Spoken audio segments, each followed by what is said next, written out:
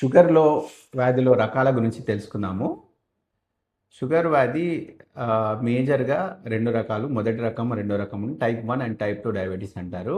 Type 1 డయాబెటిస్‌లో వాళ్ళ బాడీలో insulin production అనేది ఉండదు. రెండో రకం షుగర్‌లో మనకు ఇన్సులిన్ ప్రొడక్షన్ పార్షియల్‌గా తగ్గుద్ది. ఇన్సులిన్ రెసిస్టెన్స్ అంటే మనకు ఉన్న ఇన్సులిన్ కూడా సరిగ్గా పనిచేయకపోవడము and life style glucose metabolism ఇవన్నీ సరిగ్గా లేకపోవడము, క్యాలరీస్ బర్నింగ్ లేకపోవడం వల్ల మనకు రెండో రకం షుగర్ వస్తుంది.